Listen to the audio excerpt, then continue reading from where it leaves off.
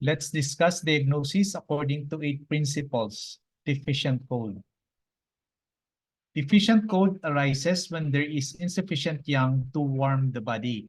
The symptom picture will be characterized by physiological processes that are taking place more slowly or less effectively. There will be a poor transformation and transportation of fluids and the food that has been ingested. This will manifest with symptoms such as edema, loose stool, or diarrhea with undigested food particles, borborygmy, lack of thirst, and frequent urination with copious amount of clear urine.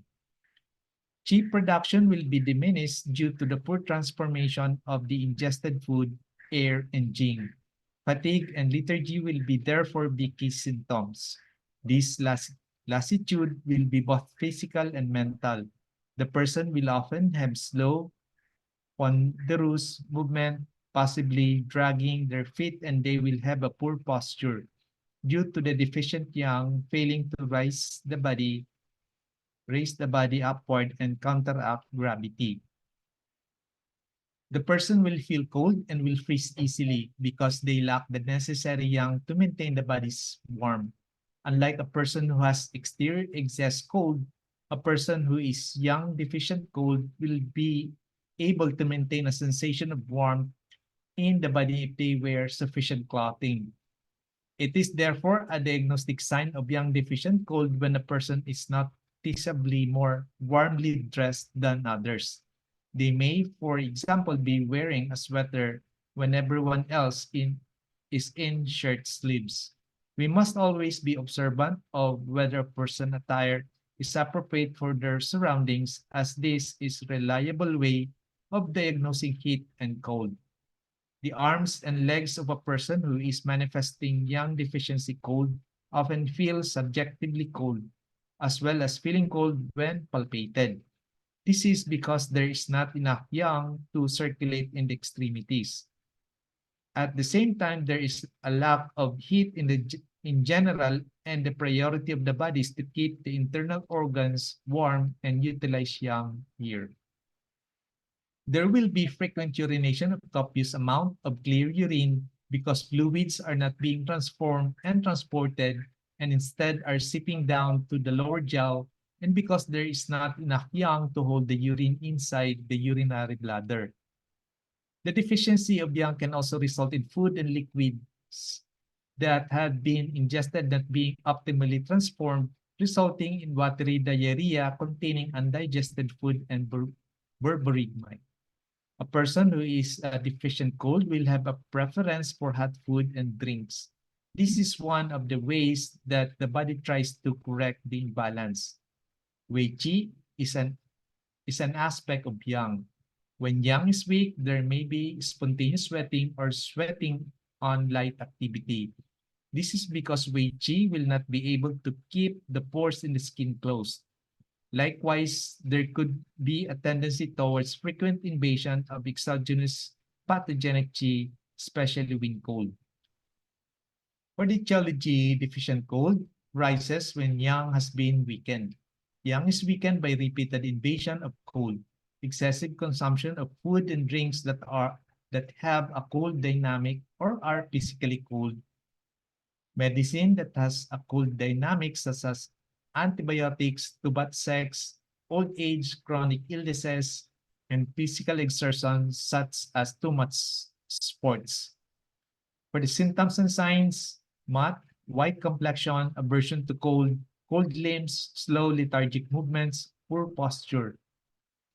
Physical and mental fatigue, frequent urination with copious amount of clear urine, loose stools or diarrhea with undigested food in the stools, no thirst, edema, preference for hot food and drinks, freeze easily, wears warmer clothes than necessary, slow, deep, and weak pulse, pale, swollen, and wet tongue. For the key symptoms, there is aversion to cold, frequent urination, fatigue, deep, and weak pulse. Treatment principle, we have to warm and tonify the yang. And for the acupuncture points, choose from DO 4, Kidney 3, Kidney 7, UB 23, REN 4, REN 6, REN 8. Needle technique, we use tonifying. Moxa is recommended.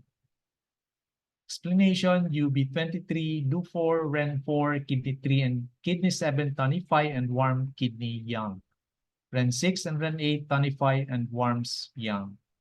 Relevant advice, if there is deficient cold, the person should eat food and drinks that are both physically and energetically warm, such as garlic, plum, venison, basil, chestnut, shrimps, walnuts, and so on.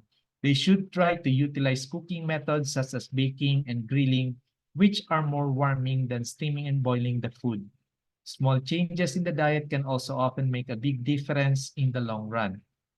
They will, for example, benefit from eating lamb instead of pork, and we can recommend that they use warming spices such as cinnamon, cloves, ginger, curry powder in their cooking. Furthermore, they should avoid foods and drinks that are physically and energetically cold, especially in the autumn and winter when yang is most challenged. In practice, this means avoiding eating fruit unless it is boiled or baked, avoiding salad and raw vegetable, and drinking cold water.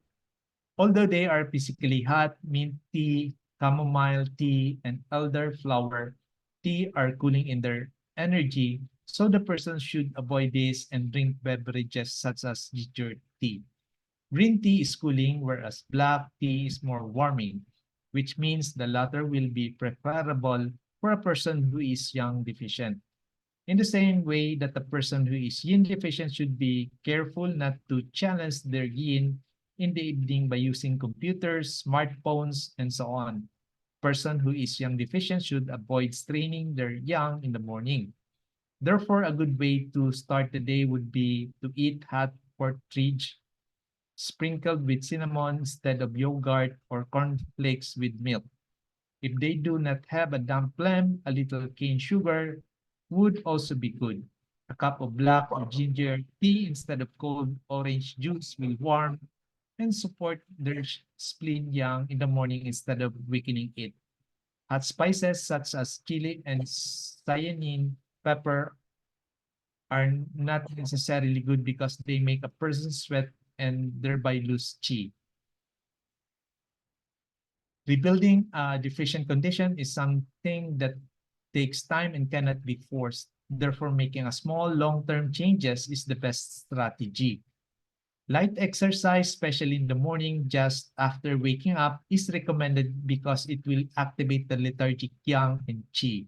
The person must, however, be careful that they do not exercise to the extent that they become fatigued or feel tired afterwards. This means that they should not run long distance, swim 30 lengths of swimming pool, or spend hours in the gym. Again, yoga, tai chi, and qigong will be better for them. They can also cycle or go for walks. As stated, it is important that they do not exhaust themselves and that they get enough rest. They will also benefit from a ginger or a mustard foot bath. Thank you for your attention.